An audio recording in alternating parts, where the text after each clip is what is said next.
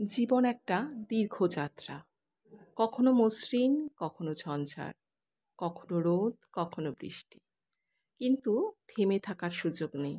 এগিয়ে যেতে হবে, লড়াই করতে হবে। আমাদের প্রতিদিন একই রকম হয় না। কখনো সকালে ঘুম থেকে উঠে মনে হয় যেন পাহাড় চড়তে হবে, কিন্তু হাল ছেড়ে দেওয়া যায় না। কারণ সফলতার চাবিকাঠি লুকিয়ে থাকে ধৈর্য ও পরিশ্রমের মধ্যে। আজকের ভিডিওতে তোমরা দেখতে পাবে আমি কিভাবে আমার দিনটিকে সুন্দর করে তুলি আমার ছোট ছোট কাজের মাধ্যমে। কিভাবে এভাবেই আমি আনন্দ খুঁজে পাই। চলো তাহলে ভিডিওটা শুরু করি। গুড মর্নিং বন্ধুরা, কেমন আছো তোমরা সবাই? আশা করব সবাই খুব ভালো আছো। আমার একটি নতুন ব্লগে তোমাদের সবাইকে স্বাগত জানাই। সূর্যের আলো চোখে পড়ে আজকে ঘুমটা গেছে ভেঙে। এই তখন হবে 6:15 কি 6:30। তো চা খেলাম, নীলাদ্রি গেল বাজারে, আর আমি চলে এলাম ছাদে। আজকে ছাদে গাছগুলো জল দেওয়ার দায়িত্ব কিন্তু আমার। তো এই যে জবা ফুলগুলো দেখছো এখনও কিন্তু পুরোপুরি ফোটেনি। ফুটলে কিন্তু বেশ লাগে। এটা পিঙ্ক কালার, একদম হালকা পিঙ্ক কালার। আর এখানে এই তো বেলি ফুল এগুলো রয়েছে। আহ, এটা বেলি টগর না কি জানি না বাবা, ভুল বললাম হয়তো। আর এখানে এই যে শীতকালে যে গাঁদা গাছটা পুঁতেছিলাম না, অনেকগুলো মানে 6টা না 7টা, সেগুলো তো বড় হয়ে দেখেছিলে কত ফুল হয়েছিল। সেখান থেকে বীজ হয়ে আবার ছোট ছোট গাছ হয়েছে। আর এখানে লিলি ফুল। তো চলো, ছাদের জল টল দেওয়াও কমপ্লিট, ফুলগুলো দেখিয়ে দিলাম। এখন একদম নিচে রান্নাঘরে চলে যাই। তো রান্নাঘরে চলে এসেছি। আজকে কিন্তু করব না লুচি, আজকে করব হচ্ছে ম্যাগি, যেটা আমার আর মেয়ের ভীষণ পছন্দের। আর আজকে ম্যাগিটা করব হচ্ছে মেয়ের রেসিপিতে।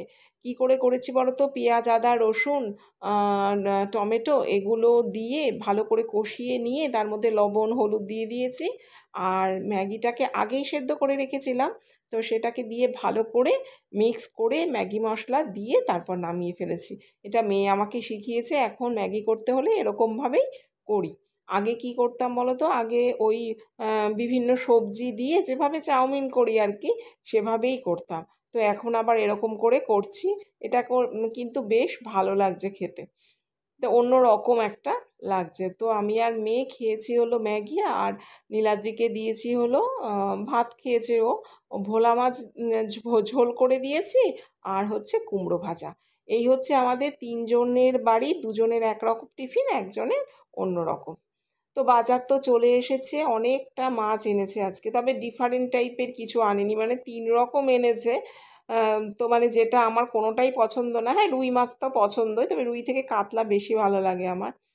তো মাছগুলোকে দেখো এরকম একটা একটা করে ধুয়ে নিচ্ছি। রিসেন্ট আমি এটা চালু করেছি, এটা করে দেখলাম বেশ ভালোই হচ্ছে আর কি। মানে সিঙ্কের মধ্যে সমস্ত মাছগুলোকে আগে দিয়ে দিই, তারপর একটা একটা করে ভালো করে মাছগুলোকে ধুয়ে নিয়ে এভাবে না মাছগুলো দেখছি খুব সুন্দর পরিষ্কার থাকছে। আর আজকে আমি যেই প্রসেসে করব দেখবে, মানে এভাবে সংরক্ষণ করা যায় খুব ভালো। আষ্টে একটা গন্ধ মাছের তো থাকেই, সেটাকে একবারে আমি পরিষ্কার, মানে গন্ধ যেন না হয় সেরকম করেছি। এইভাবে করলে দেখবে আষ্টে গন্ধ থাকে না। আর যারা অনেক দিন বলতে 1 সপ্তাহের মতো মাছ রাখো আমার মতো, তারা এভাবে সংরক্ষণ করতে পারো। এই দেখো একটা থালার মধ্যে না অনেকটা মাছ হয়ে গিয়েছিল, তাই কি করলাম আরেকটা কন্টেনার নিয়ে নিলাম, মানে একটু কড়াই নিয়ে নিলাম। তো আলাদা আলাদা করে লবণ দিচ্ছি, এটাতেও লবণ দিয়েছি আর ওটাতেও লবণ দিলাম, বেশ ভালো পরিমাণে একটুখানি লবণ দিলাম।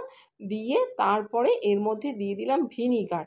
এখানেও মানে দুটোতে আলাদা আলাদা করে ভিনিগার দিয়ে এইবার পুরো মাছগুলোকে আর কি একসাথে বেশ ভালো করে মাখিয়ে নিয়ে 15 থেকে 20 মিনিট রেখে দেব।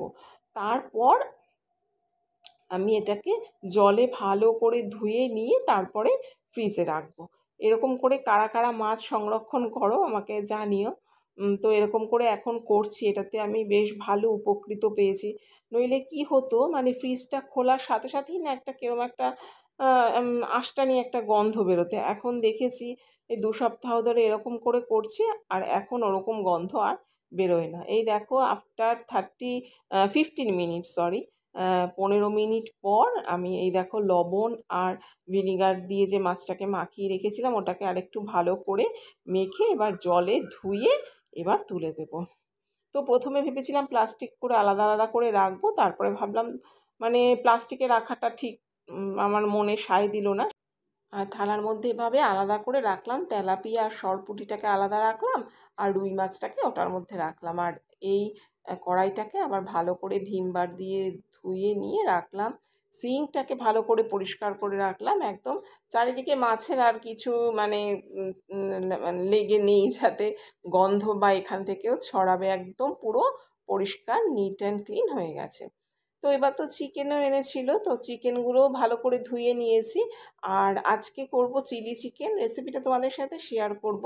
তো আজকে কিভাবে আমি চিলি চিকেন করেছি দেখো। নিয়েছি বোনলেস চিকেন, তো ছোট ছোট করে প্রথমে কেটে নিয়েছি, একটু বড় বড় পিস ছিল, ওটাকে আমি আবার ছোট করেছি।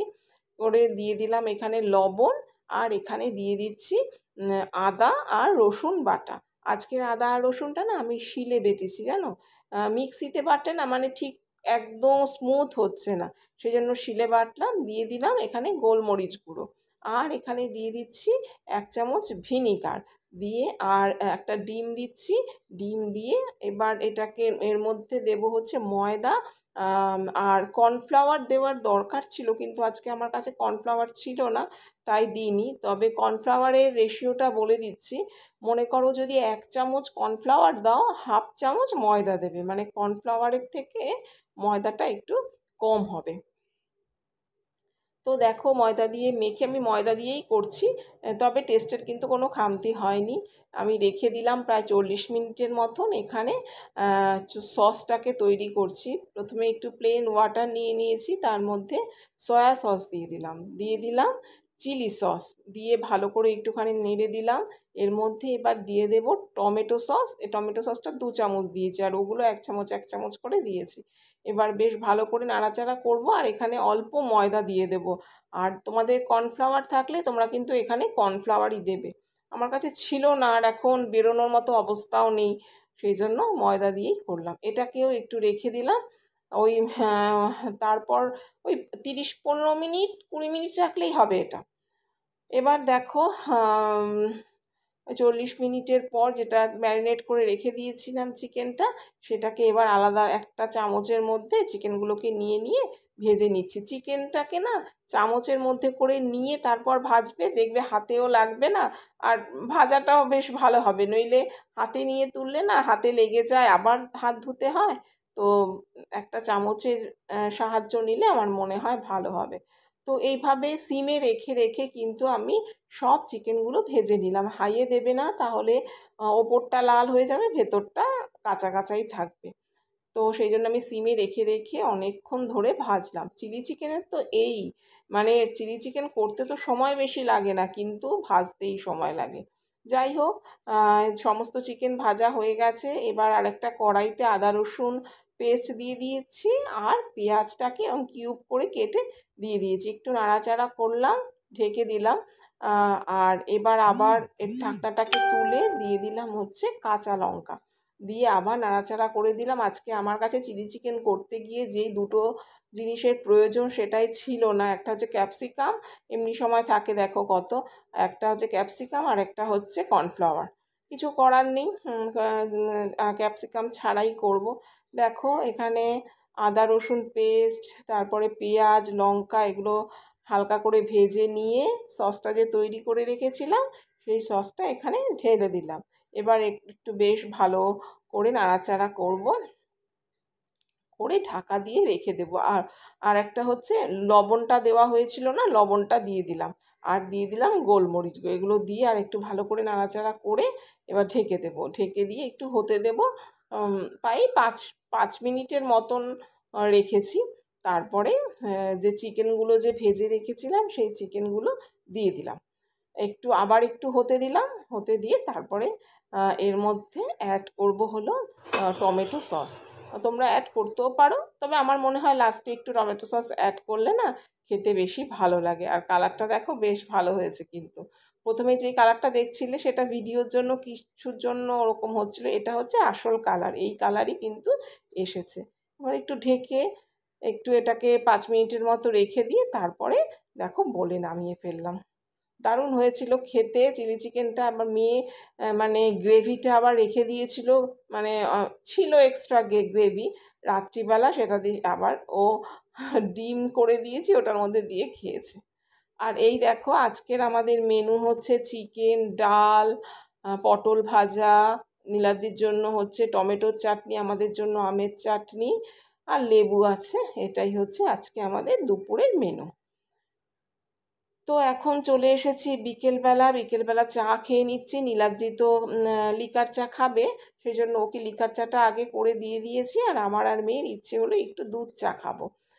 তো সেই জন্য একটু দুধ চা খেলাম, অনেক দিন বাদে, জানো তো, অনেক দিন বাদে একটু দুধ চা খেলাম। তো সকালে ম্যাগি করেছিলাম, তো মেয়েকে বলেছিলাম চানা মশলা করার প্ল্যান ছিল, চানা টানা ভিজিয়েও রেখেছিলাম, তো সেটা তো করিনি। বিকেলে সকালেই বলেছিলাম যে বিকেলে চানা মশলা লুচি করে দেবো, তো এখন আবার বিকেলে চাটা খেয়ে ওকে করে দিলাম লুচি আর চানা মশলা। আর নীলাদ্রিকেও দিলাম চানা মশলা, আমি খাইনি, কারণ কালকে খাওয়া হয়ে যাবে, মানে যদি আমি খাই তাহলে কম পড়ে যাবে, আবার কালকে খেতে পারবো না, তো কালকে খাবো, সেই জন্য আর আমি খেলাম না। আর এমনিতে দুপুরে চিকেন খেয়েছি না, আর এখন টিফিন খেতে ইচ্ছে করছে না।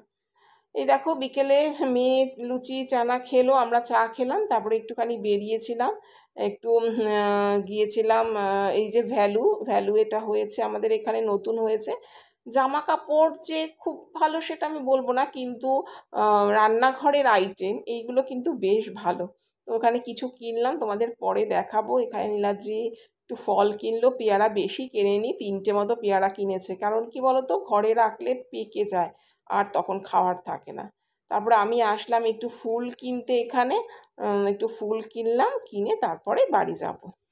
আর তোমরা তো জানোই আজকে রবিবার, আজকে তো আমাদের বাজার হয়েছে, সবজি বাজার, মাছ বাজার সবই হয়েছে।